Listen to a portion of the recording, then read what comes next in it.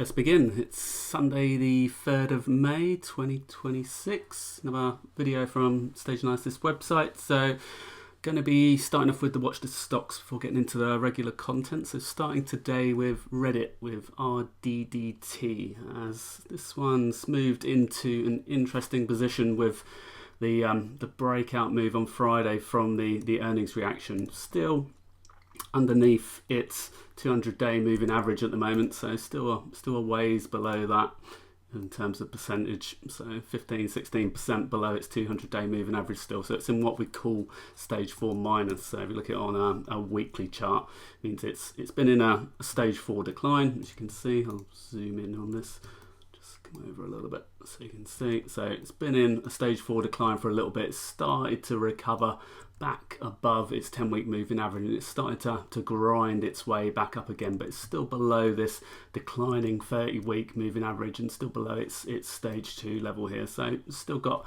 a little bit of work to do. You can see relative strength versus the S&P 500 is still negative at the moment, minus 15.47 at the moment. You can see the technical attributes over the course of the last month have started to increase, and we've moved back to a neutral score at the moment. So SATA 5 is a neutral score. The SATA score goes from a 0 to the 10, and they encompass the stage 2 attributes. So it's currently got 5 of the 10 stage 2 attributes that we look for. So generally when a stock is in a 6 to 10 range, it's normally into the stage 2 range, but often at times in 6 it can still be in stage 1 or stage 3, etc. So at the moment we're in what we call stage 4 minus at the moment, because we're not technically in stage 1 yet, but we are potentially moving into stage 1 here, as the stage 4 looks to be failing here. We've got a little bit of a double bottom going on here. We had the breakout from that, so it pulled back in, and then this earnings reaction, as you'll note, was on significant volume compared to the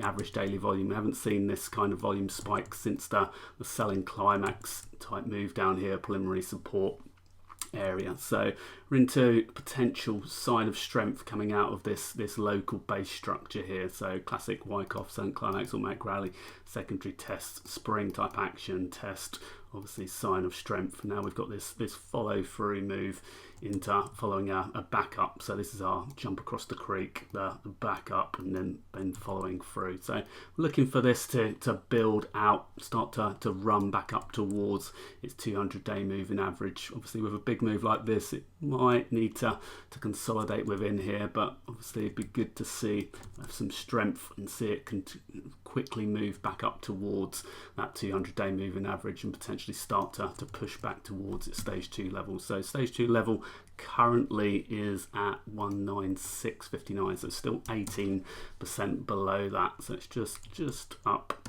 here at the moment, just above its 200-day moving average there. So just a basic note with stage analysis is that we generally the stage 2 breakout can't happen below the 200-day moving average, and consequently a stage 4 breakdown can't happen above the 200-day moving average. So it's just a general sort of rough guide with the stages. So looking for Reddit to start building its way out. One of interest at the moment, I actually own this one as of last week, is Net. It's a Cloudflare, so one of the major, I haven't actually made the chart bigger, might be 1 second. Let's make this a little bit bigger for you. So as you can see, this has been building its way out for a little while now. So just annotate that and save something. Let me just move something.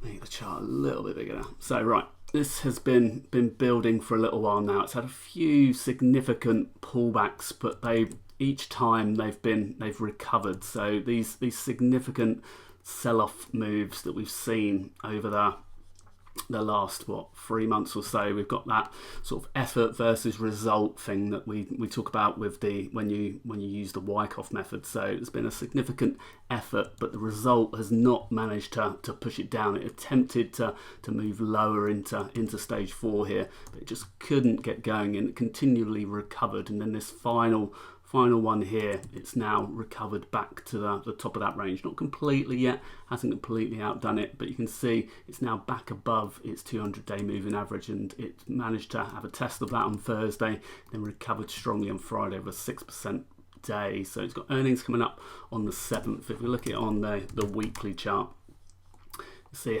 it's had some good stage 2 moves over the last few years, been going sideways in stage 3. So this failed stage 4 breakdown attempt here. We've had multiple attempts to sort of drop off. If I put the stages background on, you see it attempted to move down into stage 4, couldn't do it, attempted again, couldn't do it.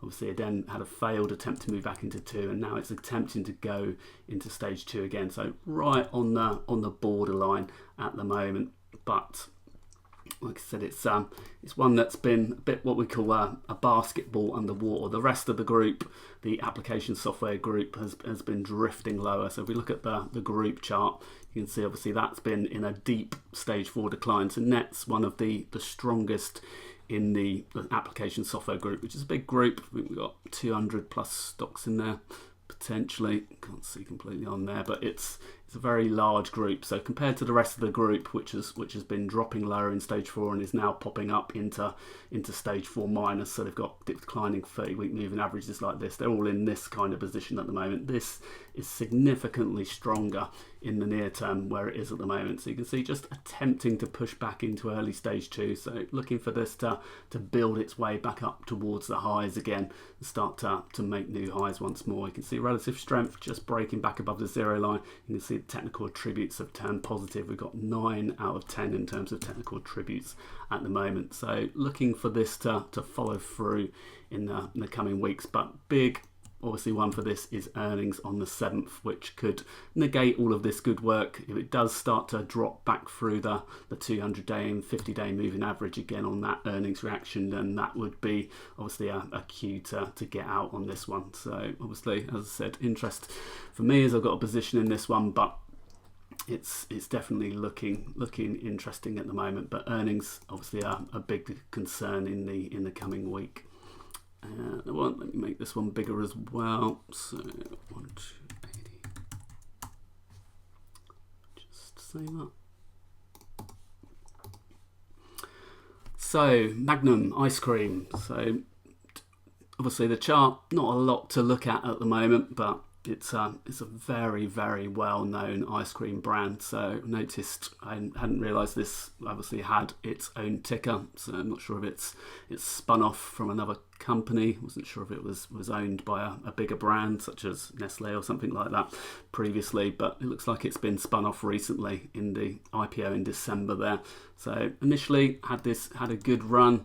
So it popped up from the IPO of an IPO advance over 35% there, so quite big for a food producer, a staple. Then it's dropped off quite significantly back below the IPO open price.